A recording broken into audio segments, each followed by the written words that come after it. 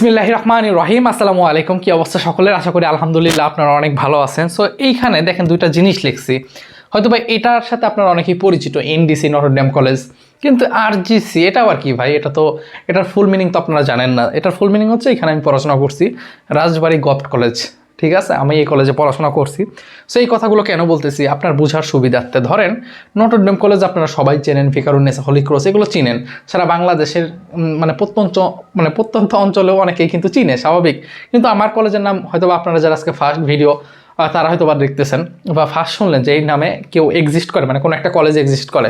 So এটা আসলে বিষয় না। বিষয় যেটা হয়েছে যে এই কলেজ থেকে পড়াশোনা করেও কিন্তু বুয়েট মেডিকেলে চান্স পায়, ঢাকা ভার্সিটিতেও কিন্তু চান্স হয় আলহামদুলিল্লাহ। সো নটরডেম থেকেও কিন্তু বুয়েট মেডিকেলে চান্স পায়। পার্থক্যটা কি বলেন তো? পার্থক্যটা হচ্ছে গভর্নমেন্ট কলেজে যে তুলনায় পায় তার থেকে অনেক গুণ, কয়েকশো গুণের উপরে হচ্ছে নটরডেম কলেজ থেকে চান্স পায় বুয়েট মেডিকেলে। তার মানে রেশিওটা হচ্ছে অনেক বেশি নটরডেমে, তাই না? সো এই কথাগুলো কেন বললাম? আজকে যে টপিকটা ছিল এরকম যে 0.4-এর নিচে যারা আছে তাদের আসলে ভার্সিটি প্রিপারেশন বা অ্যাডমিশনের প্রিপারেশনটা নেওয়া উচিত না। কেন উচিত না আসেন বিষয়টা বলি। প্রথম কথা হচ্ছে যে আপনি যখন ভার্সিটিতে চান্স পাবেন, ভার্সিটিতে চান্সে আসলে আপনার মেইন গোল বা মেইন ফোকাস রাখা কখনোই উচিত না। এই জিনিসটা মনে রাখবেন। এখন বলতে পারেন কেন ভাই, ভার্সিটিতে চান্স পাইলে তো হয়ে গেল। এটা হচ্ছে আপনারা যখন ভার্সিটি উঠবেন তখন এই জিনিসটা আরও ভালো রিয়েলাইজ করবেন। মনে রাখবেন একটা ভার্সিটিতে শুধু আপনার দুই একটা সাবজেক্ট থাকে না, ভার্সিটিতে অনেকগুলো সাবজেক্ট থাকে, অনেক সাবজেক্ট থাকে। সো তখন যে বিষয়টা হয় যে ধরেন আপনার যখন বিলো ফোর মানে 4 পয়েন্টের নিচে আপনার যখন জিপিএ, ঠিক আছে, তখন আপনার যে মার্কসগুলো, আমি একটু সুন্দর করে উদাহরণ দিয়ে বুঝাই যে 4-এর নিচে আপনি যে সায়েন্সের স্টুডেন্ট যারা অন্য ডিপার্টমেন্টে আছেন, আমি তো সেভাবে বলতে পারতেছি না যে আপনাদের কী অবস্থা, বায়ো একটু বুঝেন। সো আপনি ধরেন বিলো 4, আপনার জিপিএ 4-এর নিচে আছে। সো আপনার দেখা যাচ্ছে বায়োলজিতে A+, ফিজিক্সে ধরেন A+, খেয়াল করেন কেমিস্ট্রিতে A+, কিন্তু আপনার ইঞ্জিনিয়ারিং নিয়ে পড়ার খুব শখ, যদিও 4-এর নিচে A+ 3টা পাওয়া অনেকটা, আমি কথাটা বোঝার সুবিধার্থে বলতেছি, কিন্তু আপনার পড়ার শখ কি বলেন? ইঞ্জিনিয়ারিং নিয়ে পড়ার শখ। আপনার আসছে কত? A-। কথার কথা আমি বলতেছি, এইচএসসি পরীক্ষা আপনি দিয়েছেন 3.9 তো আপনার রেজাল্ট, এই তিনটাই A+, কিন্তু ম্যাথ আসছে কত? A-। এখন ঢাকা ভার্সিটিতে যখন আপনি পরীক্ষা দিচ্ছেন তখন আপনার যেই জিনিসটা হবে, কিছু কিছু সাবজেক্ট বলবে যে আপনি যদি ইলেকট্রিক্যাল সাবজেক্ট, ধরেন আমি ট্রিপলিতে পড়াশোনা করি, এরকম ইলেকট্রিক্যাল সাবজেক্ট নিয়ে পড়াশোনা করতে চান তাহলে আপনার ম্যাথে A লাগবে। কিন্তু আপনার কি এ আছে? মানে আপনার কিন্তু A নাই, আপনার আছে কত? A থেকে নিচে A-।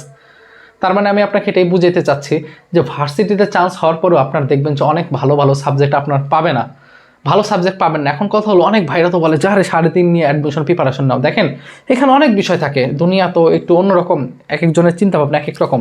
দেখবেন যে ওই ভাই বলতেছে, এটা বলার পর বলবে যে আমাদের একটা কোর্স আছে, তুমি যদি কোর্সটা করো তাহলে তুমি অবশ্যই চান্স পেয়ে যাবা। আচ্ছা, আপনি তার কোর্সটা করলেন, চান্স পেলেন, কিন্তু চান্স পেয়ে যদি আপনার ভালো সাবজেক্ট না আসে, দিন শেষে কিন্তু কিছুই হবে না।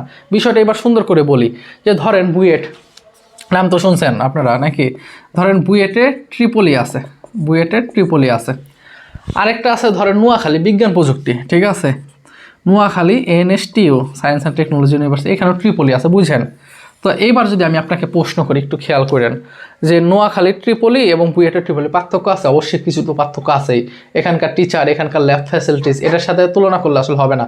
কারণ কি? কারণ এটা অনেক পুরানো, এটা অনেক নতুন, যাই হোক এটা বিষয় না।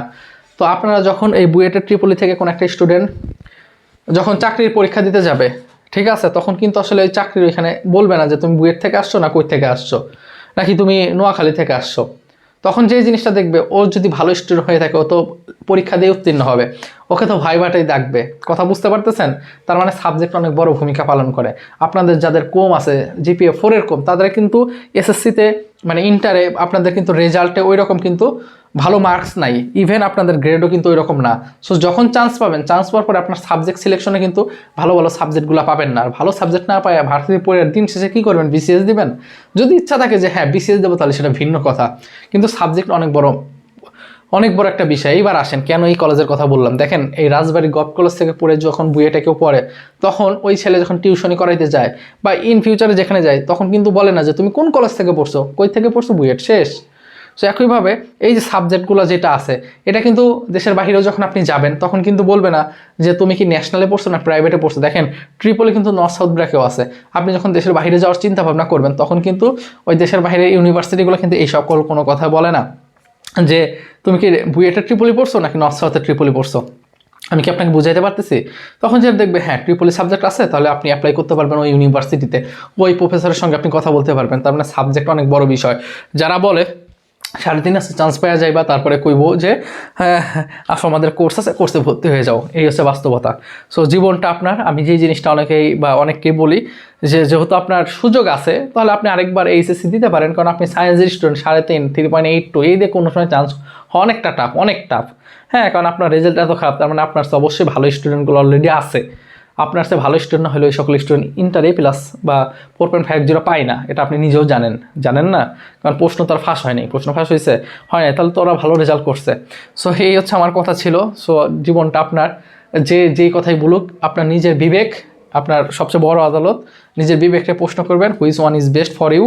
এই ছিল কথা। সো আমার সঙ্গে কানেক্টেড থাকতে চাইলে এই ভিডিওর কমেন্টে ফেসবুক পেজ আছে, ওইখানে জয়েন হয়ে থাকেন, কথা হবে ইনশাল্লাহ। আমি অলমোস্ট 34 দিন পর ভিডিও রেকর্ড করতেছি, এই হচ্ছে কথা। অনেক কথা হয়তো বা আমি গুছাই বলতে পারিনি, এই কারণে আন্তরিকভাবে দুঃখিত। এবং যদি চ্যানেলে নতুন হয়ে থাকেন, অবশ্যই অনুরোধ থাকবে চ্যানেলটা সাবস্ক্রাইব করে রাখা। আসসালামু আলাইকুম।